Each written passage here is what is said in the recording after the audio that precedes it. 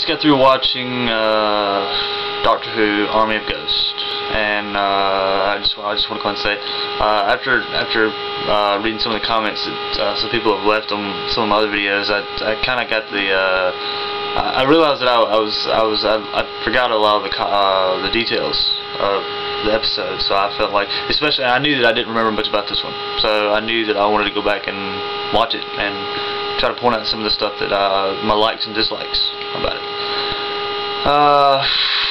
Well, my first complaint about it was the pre-title sequence, and at the beginning of the episode, Rose says, "This is the story of how I died." And first of all, it's what I was saying in my first video, the one I did of Rose. It gave the impression that it was shot from Rose's perspective.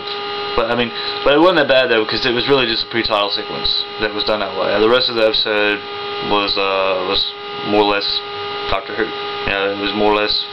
It wasn't really shot from the Doctor's perspective like it should have been, but it wasn't from Rose's perspective either. It was almost like the viewers were just kind of sitting there, you know, watching what was going on. And there was just too much of a love story in that pre-title sequence. You know, I mean, that was what the whole pre-title sequence was.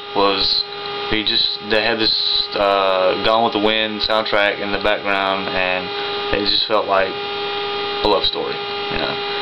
But that was it though. That was the only scene like that in the whole episode, and I like that. There's another scene later on in the episode where the Doctor has got those cones outside, and he's trying to, you know, discover what the ghosts are.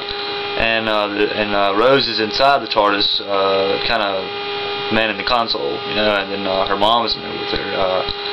And there's a short scene where just, you know, it's almost like the action kind of takes a pause, you know, and we had to sit through this like this three-minute scene with Rose telling her mom, you know, it was just kind of a family affair, you know, just for 2 minutes, you know, and it's not that bad. I mean, it's not a big deal that it was only those 2 minutes, but it shouldn't have been in there at all, you know, because that's not what Doctor Who is about. But I mean, I can leave that be, you know, because that was the only time I had to deal with that through the whole episode. Okay, one of my biggest complaints about the episode is whenever the TARDIS, whenever they first arrive at Torchwood, and actually I was gonna, you know, ask this question, but it was later explained once I got further in the episode, and this is something else that I forgot. Is when the Doctor first arrived, why is he being treated as like a why is he being treated as an opponent? You know, like, I mean, all these soldiers come running in there with their guns drawn, you know, ready to open fire on him, and like he steps outside, and then they cock their weapons and everything, you know, like they're about to open fire, you know, and I mean, this is another one of those things I'm talking about where Russell T Davies completely ignored the fact that there was an original series, you know, because I mean, these guys are supposed to be, I mean, the people are supposed to already know that there's such a guy as a Doctor. You know, if you put the two TV series together, people are supposed to know that there's a Doctor. You know, but again, it's like Russell T Davies is it's a whole nother take on the character of the Doctor. You know, he's interpreted as a threat and not, you know, the scientific advisor that he was known for in the original series. I will have to say this though, Russell T Davies did a good job about explaining the whole thing about the void between two realities, and that's not something that I know that little tidbit was inserted in there for the smart kids, you know, because the channel servers would not have got that. They would not have understood that. But I like the fact that Russell T Davies, in spite of the fact that not all of the viewers would have understood it, he still put it in there, you know. So that contributed to it feeling more like an episode of Doctor Who.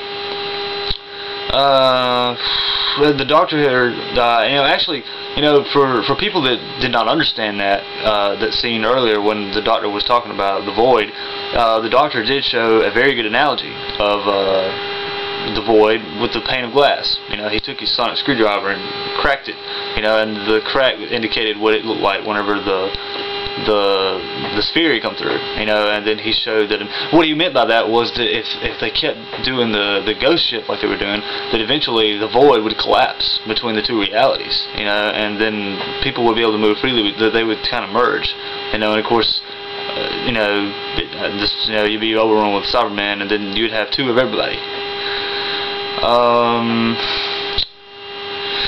One thing that I didn't really understand though is how did Mickey get in there? That was something that I pointed out in earlier videos. It's just like these recurring characters that Russell T Davies developed are always involved with the 21st century Earth plots in one way or another. You know, this is the Torchwood estate. This is the Torchwood Institute. How did Mickey get into the Torchwood Institute? You know, Mickey Smith, of all people. I mean, come on. You know, that's a little far-fetched. You know, I mean, I'm not saying that Mickey's an idiot or anything, you know, but he's, you know, how did he get? I mean, how did he get in Torchwood?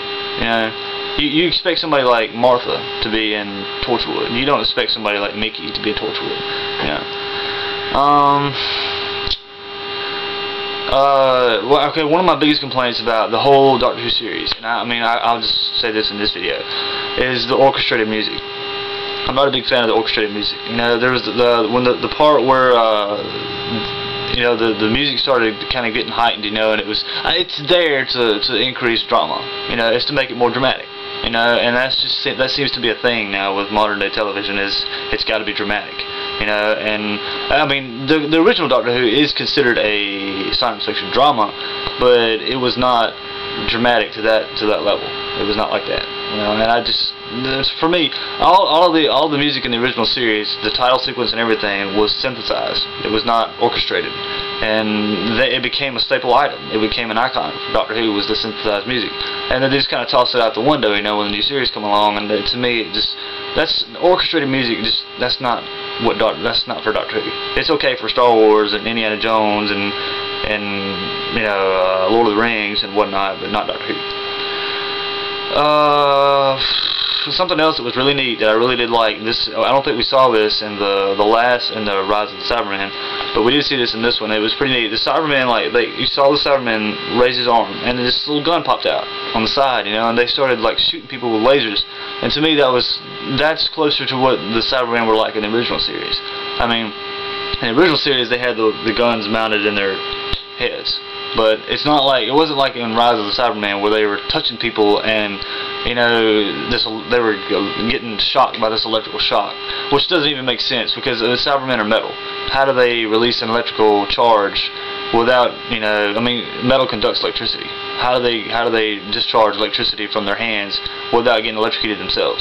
You know, that's kind of an oversight on Russell T Davies' part.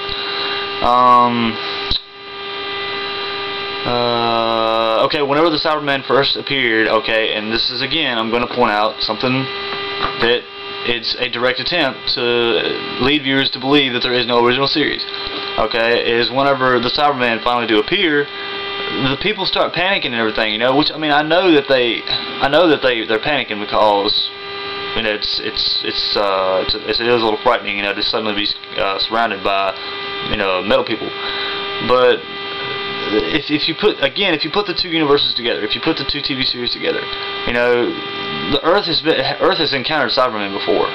You know, this is not the first encounter with Cybermen. And I'm not talking about the alternate universe in Rise of the Cybermen. I'm talking about previous episodes of the original series. You know, if you assume that the people in the original series and the people in the new series are the same people, then they should already know about Cybermen. You know, I mean, it shouldn't be something new to them. You know, that's what I'm saying, like, the people at Torchwood should already know about Cybermen. You know?